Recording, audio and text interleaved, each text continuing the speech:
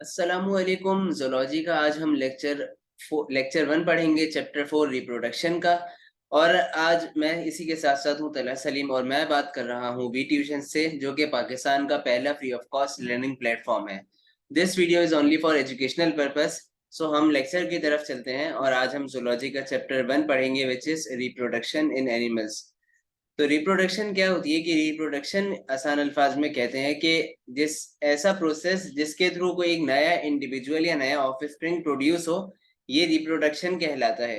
अब रिप्रोडक्शन में parents involve होते हैं, इधर एक पेरेंट इन्वॉल्व होता है या दो पेरेंट इन्वॉल्व होते हैं। उसी की बुनियाद पर रिप्रोडक्शन की दो टाइप्स होती हैं, या तो एसेक्सुअल या फिर सेक्सुअल रिप्रोडक्शन। अब याद रखें कि रिप्रोडक्शन जरूरी नहीं कि ये सर्वाइवल का एक मेथड है, बल्कि कुछ ऑर्गेनिज्म में हाँ जरूर सर्वाइवल के लिए रिप्रोडक्शन नेसेसरी होती है। जबकि अगर एक स्पेशी को सरवाइव करना है तो उसके सर्वाइवल के लिए लाजमी है कि वो रिप्रोड्यूस करें ताकि नए ऑफस्प्रिंग प्रोड्यूस करें। अगर सारे स्पेशी के मेंबर एक ही साथ रिप्रोड्यूस करना छोड़ देंगे तो इससे क्या होगा कि उस स्पेशी के एक्सटिंक्शन के चांसेस, मीन्स उस स्पेशी के खत्म होने के चांसेस ज्यादा होंगे। तो पहले हम पढ़ते हैं एसेक्सुअल रिप्रोडक्शन। ए का लफ्ज जहां पे भी लिखा हो किसी वर्ड के आगे, तो ए लेटर बेसिकली शो कर रहा होता है एब्सेंस को। मींस ये कि ए सेक्सुअल रिप्रोडक्शन वो रिप्रोडक्शन होती है जिसके अंदर सिर्फ सिंगल पेरेंट इन्वॉल्व होता है। इसके अंदर गैमीट्स नहीं होते, यानी स्पर्म या ओवम नहीं होते, ना फिर ये कि इसके अंदर दो पेरेंट्स इन्वॉल्व होते हैं। बस एक सिंगल पेरेंट्स इन्वॉल्व होते हैं। और कई तरीकों से ए सेक्सुअल रिप्रोडक्शन हो सकती है। एसेक्सुअल रिप्रोडक्शन में ये भी है कि जो ऑफस्प्रिंग प्रोड्यूस होता है वो offspring same as the parent होता है, यानी पेरेंट और ऑफस्प्रिंग में कोई भी डिफरेंस नहीं होता और जनरेशन टू जनरेशन तमाम उन स्पेशी के मेंबर्स सेम रहते हैं, आइडेंटिकल रहते हैं। पहली एसेक्सुअल रिप्रोडक्शन की टाइप है फिजन। फिजन यानी वो प्रोसेस होता है जिसमें पेरेंट बॉडी डिवाइड्स होती है दो या दो से ज्यादा हिस्सों में। अब इसकी दो टाइप्स होती हैं, अगेन बाइनरी फिजन या फिर मल्टीपल फिजन। बाइनरी फिजन क्या है कि सिंपली एक सेल दो में डिवाइड हो जाए, ये बाइनरी फिजन कहलाता है। और मल्टीपल फिजन कहलाता है अगर एक सेल दो या दो से जायद बल्कि सेल्स में डिवाइड हो, तो ये मल्टीपल फिजन कहलाता है। अच्छा, अब फिजन का प्रोसेस जो होता है बैक्टीरिया में हो रहा है, एल्गी में हो रहा है। साथ ही साथ आपके जो सेल में माइटोकॉन्ड्रिया है, जो कि power house of the cell जिसे कहते हैं, उसमें भी फिजन का प्रोसेस होता है और वो भी डिवाइड होता है by the help of asexual reproduction and specifically fission. दूसरा आता है एसेक्सुअल रिप्रोडक्शन की दूसरी टाइप है, दैट इज दी बडिंग।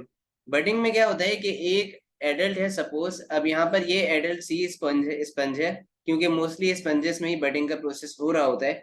अब स्पंजेस इस स्पंज में एडल्ट स्पंज में एक ग्रोथ डेवलप होगी जिसे बड कहा जाता है। अब ये बड कुछ टाइम तक इसी एडल्ट पर फीड करते रहेगी एडल्ट से, और उसके बाद जब इसे लगे, जब इतना ही हो जाएगी कि ये सरवाइव हो सकती है, तो ये पेरेंट बॉडी से डिटैच हो जाएगी। और डिटैच होने के बाद ये एक पूरा नया स्पंज बना लेगी। तो ये बडिंग का प्रोसेस होता है। बडिंग के बाद जो तीसरी आती है वो है रीजनरेशन। रीजनरेशन क्या कहते हैं कि रीजनरेशन आम अल्फाज में किसी भी ऑर्गेनिज्म का कोई हिस्सा वापस से ग्रो कर जाना रीजनरेशन होता है। अब ड्यू टू सम इंजरी या फिर ये कि कोई एक्सीडेंट हो गया, तो उस कंडीशन में कोई पार्ट लॉस हो जाता है। इसकी आसान एग्जांपल कि अगर आपको कोई इंजरी, कोई कट लग जाता है, तो कट लगने की सूरत में क्या होता है कि वो हिस्से के सेल्स डैमेज हो गए। अब आपका क्या हुआ कि वो सेल्स वो जगह वापस हील करना शुरू होगी और भरना शुरू होगी। इससे क्या होगा, सेल्स वहां के डिवाइड रीडिवाइड होंगे और आपकी वो जो हिस्सा है स्पेसिफिकली वो जहाँ पे कट लगा है वो भर जाएगा।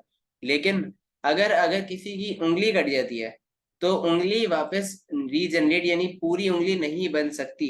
उसकी वजह यह है कि रीजनरेशन का अमल जैसे जैसे एनिमल्स इवॉल्व होते गए, यानी उनमें ज्यादा कॉम्प्लेक्सिटी आते गई, तो उनमें रीजनरेशन का प्रोसेस कम होते गया। तो रिड्यूस जो है वो ह्यूमन में, यानी ह्यूमंस क्या कर सकते हैं, या तो सिर्फ एक नेल रीग्रो हो सकता है, हेयर रीग्रो हो सकते हैं, या फिर ये कि स्मॉल कट रीग्रो हो सकता है। अगर मैं बात करता हूँ कि लोअर एनिमल्स की, यानी जिनमें प्रॉपर ऑर्गन सिस्टम नहीं है, तो जैसे एक एग्जांपल मैं देता हूँ, प्लेरेरिया हो गया या फिर फ्लैट वर्म हो गया। तो उनमें क्या होता है, उनमें रीजनरेशन का प्रोसेस इतना होता है कि अगर आप उसको 10 पीसेस में भी कट करते हैं तो हर एक पीस नया ऑर्गेनिज्म बना लेगा।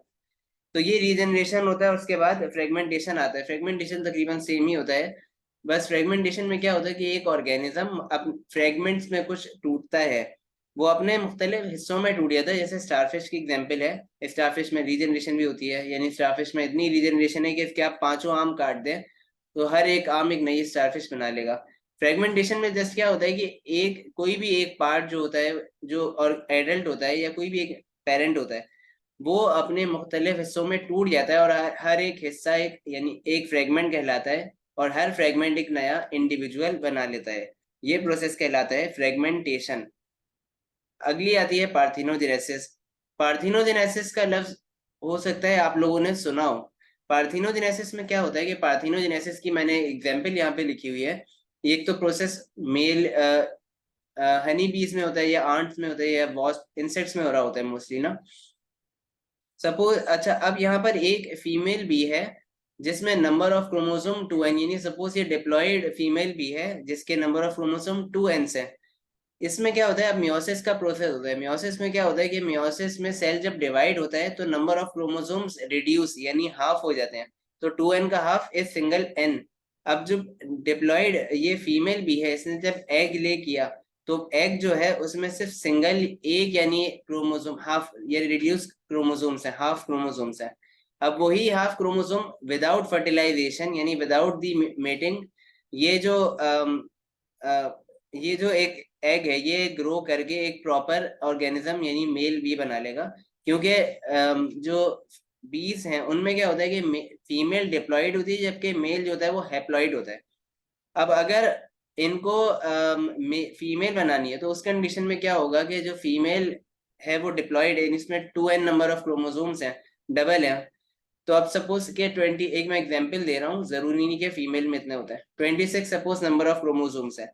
अब 26 नंबर ऑफ क्रोमोसोम्स में मियोसिस हुई, यानी इस प्रोसेस में नंबर ऑफ क्रोमोसोम्स हाफ हो जाते हैं। तो क्रोमोसोम्स के नंबर 26 से कितने हो गए, 13। हैप्लॉइड जो है इसमें मियोसिस नहीं होगा, क्योंकि अगर मियोसिस हुआ तो 13 के भी हाफ हो जाएंगे, क्योंकि यहाँ पर ये मिस्टेक है, ये 13 है। अब यहाँ पर n नंबर ऑफ क्रोमोसोम्स थे, तो अब क्योंकि n में क्या होगा कि n में ऑलरेडी 13 मौजूद हैं, तो 13 और 13 आपस में फर्टिलाइज होंगे, तो 26 और 26 नंबर की ये डिप्लॉयड फीमेल वापस बन जाएगी। तो ये क्यों हो रहा होता है कि इस वजह से होता है कि जो हनी बीज होती हैं उसमें अगर जो मेल का काम यही होता है सिर्फ, के मेल का काम होता है उनमें जस्ट रिप्रोडक्शन का, जबकि उनमें जो वर्कर्स होते हैं, आपको ये पता होगा कि हनी बी का एक पूरा जो छत्ता होता है यानी जो शहद का छत्ता होता है उसमें एक क्वीन होती है और इसके अलावा मुख्तलिफ लेबर होती हैं। तो हर एक लेबर का एक डिफरेंट काम होता है। कुछ जो होती हैं हनी बीज वो सोल्जर के तौर पे यानी प्रोटेक्शन दे रही होती हैं। कुछ ऐसी होती हैं जो कि मजदूरी का काम करती है, यानी ये कि वो हनी बी के उसको शहद के छत्ते को बनाने में मदद करती हैं। तो इस तरह हर एक का रोल स्पेसिफाई होता है, लेकिन ये सारा काम फीमेल कर रही होती हैं। जबकि मेल का काम सिर्फ इतना होता है कि वो रिप्रोड्यूस करेगा। तो अगर जो क्वीन है उसको कभी ऐसा उनको उसको लगता है कि अगर फीमेल की पॉपुलेशन कम हो रही है, तो वो फिर मेटिंग करती है with haploid with a male, जिसकी वजह से मजीद फीमेल्स बन जाती हैं। तो ये प्रोसेस कहलाता है पार्थिनोजेनेसिस। यानी पार्थिनोजेनेसिस मींस के the development of an organism by the help of an egg without fertilisation. अब पार्थिनोजेनेसिस को आप प्योरली एसेक्सुअल भी नहीं कह सकते, ना आप इसको प्योरली सेक्सुअल कह सकते हैं। उसकी वजह ये है कि एसेक्सुअल सिर्फ सिंगल पेरेंट इन्वॉल्व है मेल बी के लिए, इसलिए ये क्या है, एसेक्सुअल। लेकिन सेक्सुअल इस हिसाब से भी हो सकती है क्योंकि यहाँ पर गैमीट यानी ओवम रिलीज हो रहा है। तो ओवम जो है ये क्वालिटी है सेक्सुअल रिप्रोडक्शन की। अगली जो एसेक्सुअल रिप्रोडक्शन की टाइप है वो है क्लोनिंग। क्लोनिंग क्या होता है कि क्लोनिंग एक प्रोसेस है जिसमें एक अनफर्टिलाइज एग का न्यूक्लियस को रिप्लेस कर दिया जाता है by the help of somatic cell के न्यूक्लियस से। ये मैं आपको ड्रॉ करके दिखाता हूँ। सपोज करेंगे सबसे पहले ये एक अनफर्टिलाइज्ड एग है। अनफर्टिलाइज का मतलब ये कि इसमें फर्टिलाइजेशन नहीं हुई और इस एग के सेंटर पर ये न्यूक्लियस मौजूद है। अब ये न्यूक्लियस मौजूद है यानी ये हैप्लॉइड होगा, यानी इसमें कितने नंबर ऑफ क्रोमोसोम्स है, इसमें सिर्फ n नंबर ऑफ क्रोमोसोम्स होंगे। जबकि दूसरी तरफ एक सोमैटिक सेल है। सोमैटिक सेल होता है आपका कोई भी बॉडी का cell except for the sex cells, यानी आपकी बॉडी में से कोई भी सेल मैं निकाल लेता हूँ आपके अदर देन सेक्स सेल से, यानी तो ये सोमैटिक सेल कहलाता है। सोमैटिक सेल में क्या होता है कि सारे सोमैटिक सेल एक जैसे हैं। तो सोमैटिक सेल्स में क्या है कि सोमैटिक सेल्स जो हैं इनमें डिप्लॉयड नंबर ऑफ क्रोमोसोम्स होते हैं। इनमें माइटोसिस के प्रोसेस के थ्रू ये डिवाइड होते रहते हैं। तो इनमें जो नंबर ऑफ क्रोमोसोम्स होते हैं वो 2n होते हैं। तो यहाँ पर मैं लिख देता हूँ ये 2n नंबर ऑफ क्रोमोसोम्स है। अब यहाँ पे मुख्तलिफ प्रोसेस होता है, जैसे क्लोनिंग का एक डिटेल प्रोसेस है जो चैप्टर आगे एक आपका चैप्टर है बायोटेक्नोलॉजी का, उसमें मैं आपको डिटेल में बताऊंगा। तो फिलहाल के लिए ये कि ये जो बेसिकली न्यूक्लियस है एग का, अनफर्टिलाइज एग का, इस न्यूक्लियस को निकाल दिया जाता है। अब जैसे ही अनफर्टिलाइज एग के न्यूक्लियस को निकाल देंगे तो ये जस्ट क्या है, इसमें से साइटोप्लाज्म वगैरह चीजें बच गई, लेकिन इसमें अब क्रोमोसोम नहीं है कोई भी। अब दूसरे उसमें क्या होता है कि दूसरे उसमें ये जो बेसिकली इसका न्यूक्लियस है इस सेल का, ये न्यूक्लियस निकाल दिया जाता है।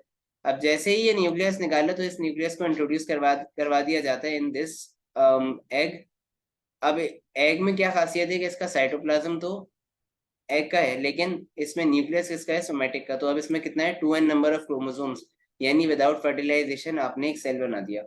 तो क्लोनिंग से आइडेंटिकल कॉपीज बनती हैं। अब जो यानी इसमें क्योंकि न्यूक्लियस सोमैटिक सेल का है, तो ये जो सेल होगा बनेगा वो पूरा सोमैटिक सेल जैसा ही बनेगा। इसकी आसान एग्जाम्पल, जो एक सबसे कॉमन एग्जाम्पल है, वो है डॉली शीप की, जिसका एक्सपेरिमेंट हुआ था कि उन्होंने क्या करा था कि उन्होंने डॉली शीप बनाई थी, और उस शीप के मदद से उन्होंने क्या करा था, वो शीप बेसिकली बनी थी, मदर से बनी थी, सिंगल पेरेंट इन्वॉल्व था, और इस तरह क्लोनिंग का प्रोसेस हो गया। अब क्लोनिंग के बाद अगर मैं बात करता चलूँ तो क्लोनिंग के बाद आते हैं ट्विंस। ट्विंस क्या होते हैं, ट्विंस बेसिकली डुप्लीकेट्स होते हैं, ह्यूमन बॉडी के अंदर बन रहे हैं या किसी भी ऑर्गेनिज्म की बॉडी में। आइडेंटिकल ट्विंस होते हैं या फिर फ्रेटर्नल ट्विंस होते हैं। आइडेंटिकल ट्विंस को कहा जाता है मोनोजाइगोटिक, और फ्रेटर्नल ट्विंस को कहा जाता है डाइजाइगोटिक। मोनो कहते हैं सिंगल को, जाइगोट मींस के सिंगल जाइगोट, डाई मींस दो, और जाइगोटिक यानी दो जाइगोट वाला। आइडेंटिकल ट्विंस इसलिए कहते हैं क्योंकि इसमें जो दोनों बेबीज बनेंगे वो दोनों एक जैसे होंगे।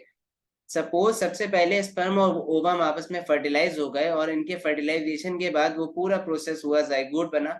अब क्या होता है कि जाइगोट देखें, एक जाइगोट बना वो बेसिकली डुप्लीकेट कर जाएगा, यानी दो सेल में डिवाइड हो जाएगा। अब जैसे ही दो सेल में डिवाइड हुआ तो हर एक सेल एक नया इंडिविजुअल बना देगा। ये दोनों का सेक्स भी सेम होता है, यानी ये मेल या तो मेल होंगे दोनों, या फीमेल होंगे, और दोनों की क्वालिटीज, दोनों की खुसूसियात तकरीबन सेम होंगी।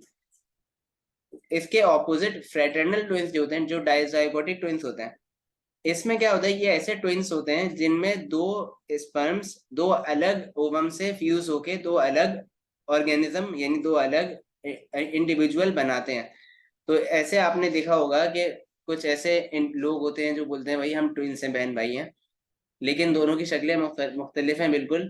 तो वो फ्रेटर्नल या डाइजाइगोटिक ट्विंस हैं। उनकी मदर ने बेसिकली दो ओवम अलग अलग डोनेट किए, जो दो अलग स्पर्म से बेसिकली फ्यूज हुए। जबकि कुछ ऐसे भी ट्विंस आपने देखे होंगे जो बिल्कुल सेम शक्ल के दिखते हैं, तो वो बेसिकली आइडेंटिकल ट्विंस होते हैं, उसमें एक स्पर्म और एक ओवम आपस में फ्यूज हुआ था। यहाँ पर बात हो गई ये सेक्सुअल रिप्रोडक्शन की। अब सेक्सुअल रिप्रोडक्शन डिफाइन करते हैं कि सेक्सुअल रिप्रोडक्शन कहलाती है ऐसी रिप्रोडक्शन जिसमें दो पेरेंट्स इन्वॉल्व हों, गैमीट्स इन्वॉल्व हों, ये कहलाती है सेक्सुअल रिप्रोडक्शन। सेक्सुअल रिप्रोडक्शन का एक फायदा ये होता है कि इसमें जेनेटिक मोनोटोनी नहीं होती। जेनेटिक मोनोटोनी कहते हैं कि हर जनरेशन टू जनरेशन सेम रहना। तो सेक्सुअल रिप्रोडक्शन में वेरिएशंस होती हैं, यानी ये कि हर एक जो इंडिविजुअल है वो पेरेंट से मुख्तलिफ होगा। यानी आप देखें इस मुख्तलिफ इतने सारे इंसान हैं, लेकिन हर एक इंसान दूसरे इंसान से मुख्तलिफ है, ड्यू टू द रीजन कि इसमें उन सेक्सुअल रिप्रोडक्शन हुई है। दूसरा ये कि चांसेस, स्पेशी के सर्वाइवल के चांसेस भी बढ़ जाते हैं, क्योंकि क्या होता है जो दूसरा एक नया ऑर्गेनिज्म प्रोड्यूस हुआ है उसमें वेरिएशंस हैं, तो उसमें ऐसी भी वेरिएशंस होंगी जो उस एनवायरनमेंट के हिसाब से कोप कर सके। अब एक ह्यूमन रिप्रोडक्शन प्रोसेस में आपको बता दूं कि सबसे पहले तो मेल हो या फीमेल हो, उनमें नंबर ऑफ क्रोमोसोम्स ह्यूमन में 46 क्रोमोसोम्स होते हैं और 23 पेयर्स होते हैं। फीमेल जो डोनेट करती है वो है ओवम, या जिसे एग भी कहते हैं, और ये मियोसिस के प्रोसेस के थ्रू बनता है। इसमें 23 क्रोमोसोम्स होते हैं।